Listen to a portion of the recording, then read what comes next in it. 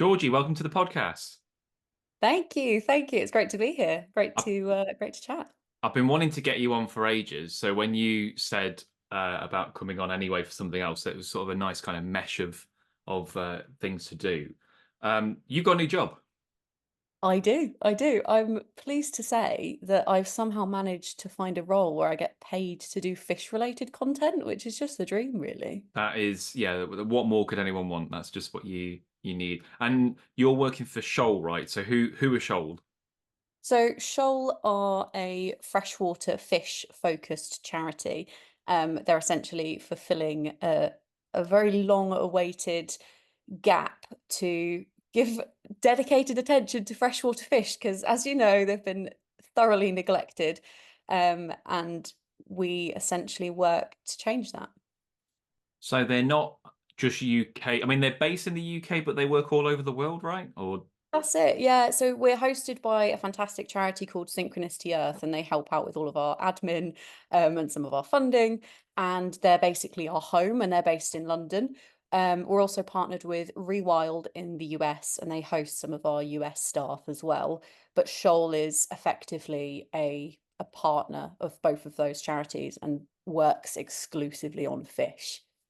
which we need more of. But you can probably hear my sausage dogs in the background, and if you can hear them, where's your sausage, by the way? That's a strange question My, to if it's without my without sausage. any context. Where's your sausage? But is your sausage there? I don't know if this is appropriate for the podcast, Jack. Where is my sausage? She has just been barking at the postman, and now she's sat at the door just to make sure that he doesn't do anything too drastic. So My she's guarding the door. my two are horrendous with ripping up mail. Like as soon as it goes through, like they've ripped up checks before. They've ripped up like the poll card. I'm not sure if I can vote this year because the dogs ate that. Like they're absolute bastards for anything that comes through that mailbox. They have it. Sausage They're dogs are. pro-dictatorship. They're not I having think they. any Well, democratic I'm not voting. anti. I'm not anti-dictatorship. I reckon could solve a few problems. But Yeah, I mean, it depends who the dictator is, right? I guess so. Fishy Yeah. overlord, maybe. Yeah. When I come to power, things are going to change. Yeah, It's going to be yeah. different. You tell Fish. him, Jack. I will. I will. Fish tanks for everyone. Um, so one of the projects within Shoal that you're working on at the minute. So you mentioning this to me, 1,000 fishes project. So what is that? So, a thousand fishes is perhaps the most ambitious conservation strategy to date. Um, and I don't just say that from Shoal's perspective, I mean in general. We are hoping to have conservation action on the ground in place for 1,000 freshwater fishes by 2035. And in April this year, we released a blueprint, which is essentially a document that maps out how exactly we're planning to do that because it's very ambitious, but it's possible. And the reason why we want to be so ambitious with it is to make up for this deficit of attention that freshwater fish have received over the years. But we do believe it's possible. So that's what I really wanted to get excited and natter with you about today. But I'm sure we'll go off on many sausage related tangents as Uh, demonstrated. as I often do. Is Shoal the sole organization working on this, or are you partnered with anyone, or is this purely you guys?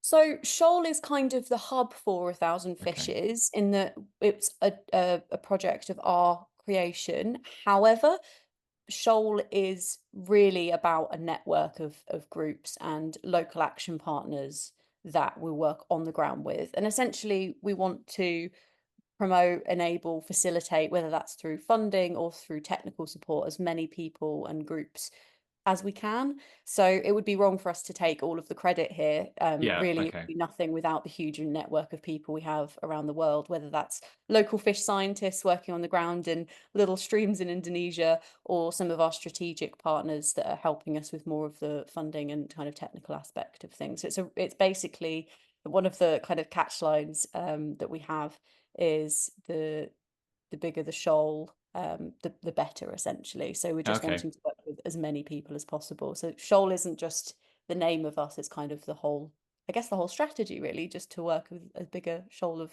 people as we can. So 1,000 species, like how on earth do you like? Are they all picked? Do you know which 1,000 you're going for, or are you still going through it? So we, over the last few years, we've been working on trying to prioritize which species we'll work on. And that's really what the blueprint does. It sets out 2,338 species that are at the highest risk of extinction if we don't act now, basically. Okay. So that can be for a range of reasons. Essentially, they need to have a very limited range. So they might be a point endemic that lives in a little pool somewhere. And if we lose that pool, we lose the whole species. Okay. Um, or it might be that they have a slightly larger range, but they're just facing catastrophic issues that really need attention quickly.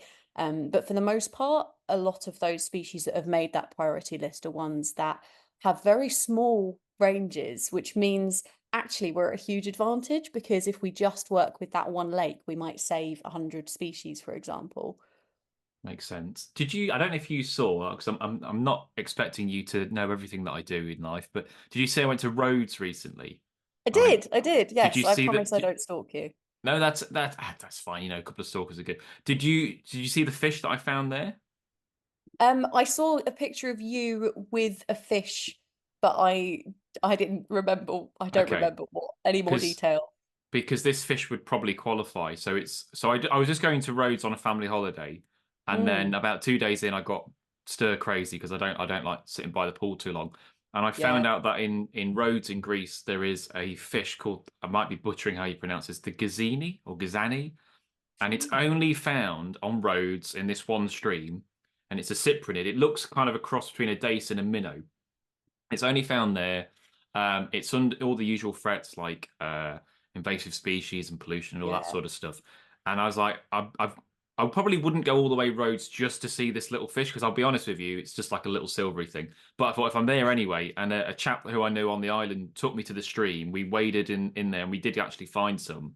And they're, just amazing to find this little fish that's only found in one island in one stream. So it's weird that you mentioned that with shoal because that's must be more common than people realize. Like, I guess a lot of fish in Britain generally have got quite wide distributions, but there will be other fish across the world where it does boil down to one lake or one river or one pond even where you can find them. absolutely. I can tell you if it's on our priority species list. Oh I'm just yeah, trying go to on then. the Latin. Do you know? So how do you know how you spell the Oh name of them? Jesus, now you're asking. Gizanii maybe? Oh, I Is found that it. I found it. is it Oh, yes, it's in a genus that is one of our priority is it genus. actually? Oh It okay. is. It is. Oh, And the hmm. Latin name begins with an L, I think. L-E. Yes, Squalius, because it sounds like squalus, and I was talking about how it sounds like the spur dog genus, but it's not. Um, Oh, we've got loads in our Oh, from this okay. genus on our priorities because of what you've said. They often only occur in very small areas.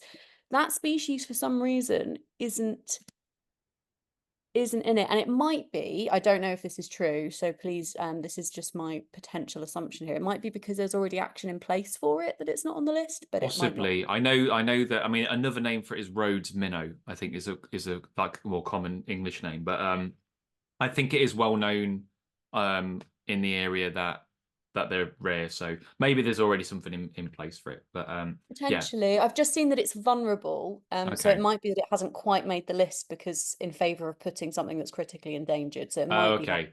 It's not quite Um, it's not quite so got it there needs yet. to meet the criteria of having a very small range and being Got you. like imminent risk of extinction, essentially. Oh, okay, got you. Got you. We'd obviously like to do way more than just those Yeah, 2,338, and it will expand to like this is a classic example of the kind of fish that we'd like to prioritize. But at the moment, we're just trying to set up the most immediate ones that we will lose if we don't act now. makes Um, sense. so Have you got yeah, any? that is a classic example, though. Yeah, no, immediately that's what sprung in my head. I'm guessing there's no UK species on your thousand species list. There are some UK Are there? species. Oh, do pray tell. Go on, what have we got? So, you're obviously like salmonids generally, anything salmony is a really big kind of hotspot topic. And obviously salmon in the UK are not doing the best unless they're in farms. Their populations probably, I don't know a huge amount about salmon actually, but I'm assuming there's probably more salmon in farms in the UK than there are wild population. No. Yeah, wouldn't shock me. Didn't they change the classification recently? I Because it don't know. was Migratory fish aren't really my specialism, so I would be keen to know how the because it salmon in the UK was. are doing. Oh, I don't know if they've moved it to critically endangered. They definitely Wow. changed it. They moved it. I don't know whether it's vulnerable now or in danger. I can't remember it, but it did move recently. The classification for Atlantic salmon anyway Oh, um, wow. did did change. I think it was literally this year. Yeah. Um, but yeah, I can't remember off the top of my head. So Um, with salmon, um, because there are so many groups already working on salmon, like a lot of we'd call them associate partners who we're not technically funding, but they're getting a lot of attention already. yeah, They're ones that we are obviously going to support and work with. But I think in the next few years, our immediate kind of focus will be on the fish that don't have any attention. Most people don't even know they exist. They don't have yes, yeah, common yeah, names. They're very much the ones that are being completely ignored. yeah, And obviously, fish generally are an underdog, but then there's like the underdogs of the underdog. Um, and in relative terms, salmon, at least people are talking about salmon. yeah. No, no, I agree completely because I mean, it's one of the things I try and push is any fish that's popular with food or fishing is generally well known and looked after because there's a perceived value on it.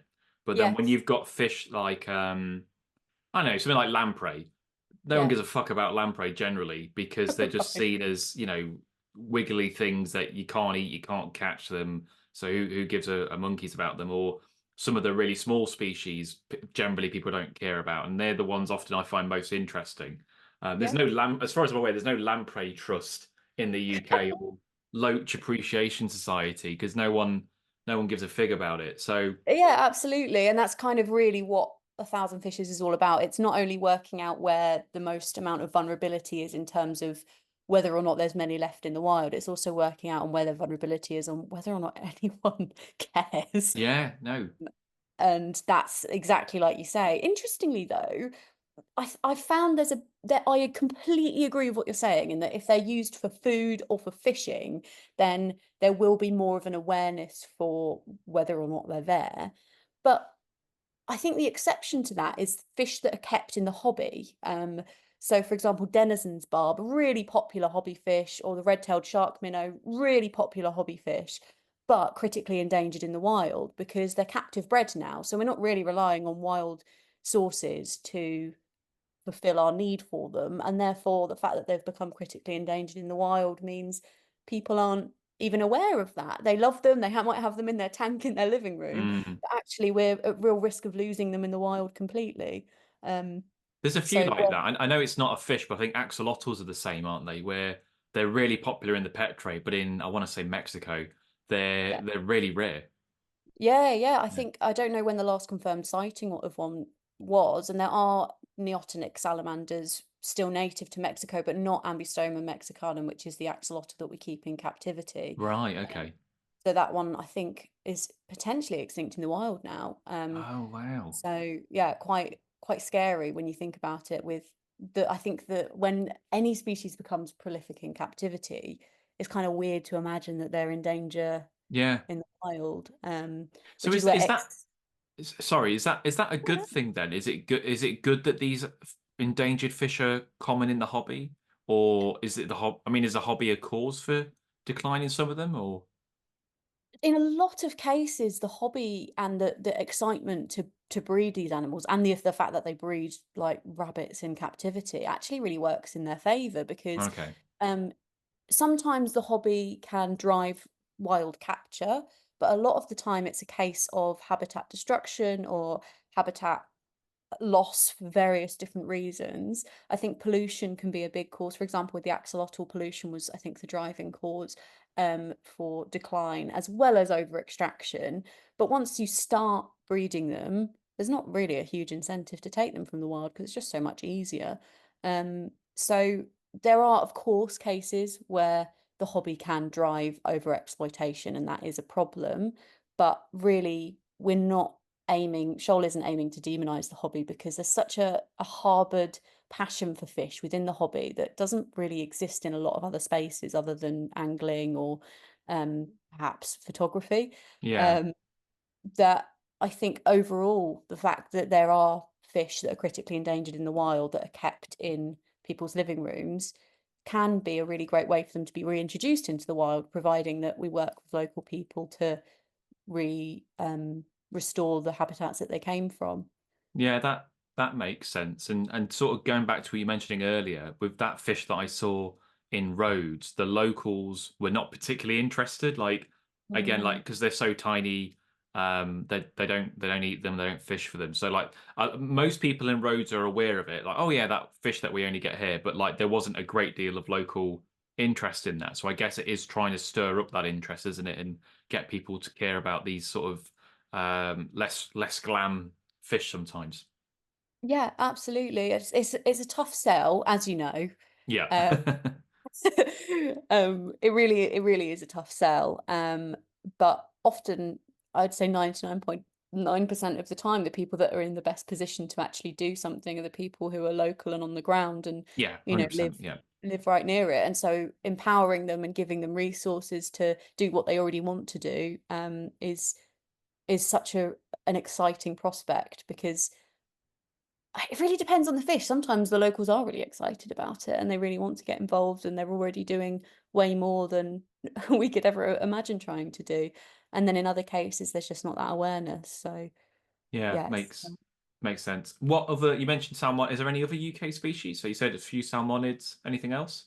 Well, I know sturgeon are a big focus as well. Ooh, that would be nice. Yes, yes. So sturgeon are another big focus, but again, I'm not sure how much we will get involved with that, because there's so many kind of intense focus on that already. So again, like you said earlier, you're trying to pick the gaps where there isn't anyone shining light on these species. Exactly. Yeah, And also okay. on a global scale, I know both you and I have such a soft spot for UK species. So it did initially, I was like, can we not do some UK stuff, please? Yeah. But when you think about it on a global scale, with kind of whether or not we're actually going to lose a species, there's quite a lot that we will lose if we don't, if some obscure group is full of fish obsessed um, people don't kind of start trying to mobilize action. And we have a lot of funding, a lot of capacity. And for example, Australia has great fish endemism, and the UK Yeah. has um, kind of diversity of fish and obviously a need for conservation, but we do have funding. Okay. Um, Whereas a lot of these obscure communities in, I don't know, Sumatra, that might not, have access to any kind of support, that's where we're really hoping to be able to access, I Yeah, think. I see. Not exclusively. We want to partner with anyone that's interested in fish, but I think the whole point of prioritization is to really go for those kind of places that don't have capacity. Because the one that springs to mind in Britain would be the Vendace. You familiar with the Ooh, Vendace? okay. Um, but I've got a funny feeling it's got a pretty wide range across Europe, but in the UK it's only found in like I think one or two lakes in the Lake District and a couple in Scotland. That's it. Yeah, yeah. So it's a white fish, isn't That's it? it. Yeah. Yeah. So Amazing. that's another priority genre for us. And Okay. I should add that we are in the early days of working out our strategy with this. Yeah. So we've very much on a broad scale set priority regions and priority genre, I should say, not genuses, genre. Um, but we're really in the early days of deciding actually what do we do next? Because we've worked out the really, the ones that are really not doing that great and that don't have a lot of attention. Where do we go now? Mm. And part of that is fundraising, part of that is building more connections. So if you're someone listening to this and you have a desire to kind of get involved, or there's immediately a species or something that comes to mind, we want to hear it. We're not closed off to working with any particular group. Oh, We so just say have if to. someone was listening to this and they're in Canada or Brazil or Australia or whatever, and they think, oh, actually, there's that fish that lives in that nearby lake, they could potentially reach out to Shoal and be like, hey, you know, I've got a fish. Absolutely. I mean, Okay. to be honest, just reach out to me anyway and say, "Hey, I've got Yeah. a fish." But on a professional note, Okay. yes, absolutely. That is really what we're advocating for. And the example that you've just given us, the Vendace is on our priority fish list. Oh, is it? Oh, I brilliant. just searched our spreadsheet. Because I know So that is a priority fish for us. there is a guy at Glasgow Uni who's doing a PhD on them. Oh, And really? yeah, so I can always link you up. But and he's trying to do surveys. I was hoping to join him. I don't know if I'll get a chance this year now because I'd love Yeah, to film one. I've seen a dead one, so I have technically seen one. the classic. Because they gill net. The only way they can survey them is gill netting, which is obviously a horrible way because they nearly always die when they go into those things. Yeah, But they just don't. Because they live deep. You can't use electrofishing. They don't really take bait. They don't go into fight nets. So surveying for them is really, really difficult. But right. we assume that the numbers in the UK, certainly in England anyway, are pretty much on the way out. And I think Yeah. if nothing's done, we're probably going to lose Vendace in the next decade. Wow. But the fact is, we just don't. There's just not much information known about them. But they're not new. We don't think they're numerous. I mean, they could be. There's not a lot of research on them. But Mm. they're a classic example because again, like no one sees them, no one catches them, no one eats them. They're just sort of left on their own in these deep lakes and ignored, really. Yeah, and then even if people aren't actively working, kind of having those direct contact that might be disturbing them, there's still other ways, whether it's runoff or whatever, that Yeah, can yeah, oh God, yeah. influence them, even if people don't know that's, an indirect consequence of their actions. So they're still at the mercy of what we're doing, even if we Yeah, don't even know they exist. yeah, So definitely. yeah, I have to say, I hate to confess this to you, but this isn't a species I was familiar before you brought them up, and I'm Not to really be fair, I mean, happy. I'm a little bit hurt, but I'll let you off. Not many people have heard of them. They're pretty niche Yeah. fish, and they're arguably Britain's rarest fish. I think it's probably fair to say they are Britain's rarest fish. So, Mm, yeah, even a lot of anglers haven't even heard of that. So I wouldn't be too hurt. Is it just freshwater or marine as well that you're dealing with? just fresh water, Just albeit if freshwater. they have part of their life cycle that is dependent on marine environments, we do let them in, they get a pass. Because that's good. Because am I right? Now, I might be making this up. Am I right in saying that more there are more species of fish in the Amazon than there are in the sea? I'm sure I read that somewhere. I don't know about the Amazon specifically, Okay, but but certainly there are more freshwater fish than marine fish. Yeah. absolutely. Okay, Yeah. all right. Um, Um, yeah, so well, so the classic like soundbite that we like to use is that although it covers just 1% of the planet's surface, freshwater hosts over half of all known fish species. So despite the fact that spatially freshwater actually doesn't take up a lot of the Earth's surface no, at no, all, no, no. it's got more fish species in it. And potentially that's because of geographic isolation and lakes being geologically stable environments that can just proliferate into a huge amount of speciation. Like the whole kind of Lake Victoria or Malawi cichlid thing is just the classic evolutionary biology case study, which kind of just highlights how amazing freshwater is and how we should all be losing our minds over how great it is. But, you know, It's mad, isn't it? Because you would, if you just said, if you went on the street and vox pop people and said, which has got more fish species, the sea or freshwater, I think most people who didn't know would go, you'd go sea, wouldn't you, if you didn't know yeah. better? So it's an interesting fact that there are more freshwater, but I think that makes sense. I will deviate to the sea slightly why I've got you here, because I know that you are the spur dog queen I and that you am love indeed. your spur dog. So what were you doing with them? I mean, you set up a project, right? Yes, yeah. So Okay. I set up Spurt Watch. Can you? Well, I should also point out because I'm just assuming people know what a spur dog is. Can you just say what a spur dog is before you tell us about that project? So as a scientist, I would like to clarify that Spur Dog are the best boys and girls. Um, so Spur Dog, you might be able to tell, are one of my favorite species, if not my favorite species. I They was going to are ask you what your favorite was, and I had a sneaky feeling it would probably be spur dogs. so for marine, Spur Dog are my Okay. favorite species for Okay. marine. I do make the distinction. So marine, sorry, I'm getting completely distracted by my own stupidness. Okay, they are a species of shark that are found in the UK, over Europe. have a ridiculously wide distribution, actually, one of the widest distributions of any shark species. Um, but they used to be the most common shark species in the UK. And what's interesting is that we now have to, you've now said, oh, do you know what is a spur dog for the people that don't know, which would have been a really obscure thing to say, maybe 50 years ago, because they were so common that anyone that knew about fish would know about them. But no longer are they the most common, and they were critically endangered, but have since been shifted up to endangered in the Atlantic. And very, very active fishery for spur dog all across the world, but specifically in the UK. If you've ever eaten rock salmon, then there's a chance that it may have been spur dog.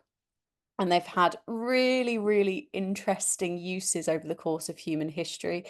Some of the earliest archaeological evidence for humans consuming sharks are thought to be spur dog, where we've used their spines for creating, sort of using as tools like needles, or just for general consumption. We have a really interesting history of using their oil for powering lighthouses in Canada, because we just was desperate to get rid of them. So they were harvested en masse to be used for fuel, and we also use them as a source of vitamin A before supplements were invented as well. So yeah, there's so many different uses that we've had with spur dog, and interestingly, a lot of the drive to use spur dog throughout history has been because they're a nuisance species, and we've just wanted to desperately find any way to use them to get rid of them, and that didn't end up working in their favor in the long term.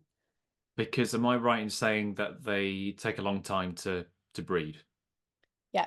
So they have, I remember we discussed this because it's a point of contention with other sharks, but Yeah. one of, so they have one of the longest gestation periods of any shark species, any vertebrate species, and they take a very long time to mature as well. So if you deplete the population, it takes a long time for them to recover. I personally believe one of the biggest things that has caused their decline is a bit like seagulls.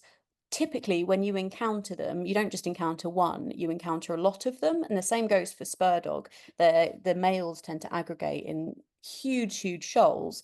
So it's really hard for people to grasp when they're in decline, because typically when they see them, there's bloody loads of them. Yeah, yeah, Um, yeah.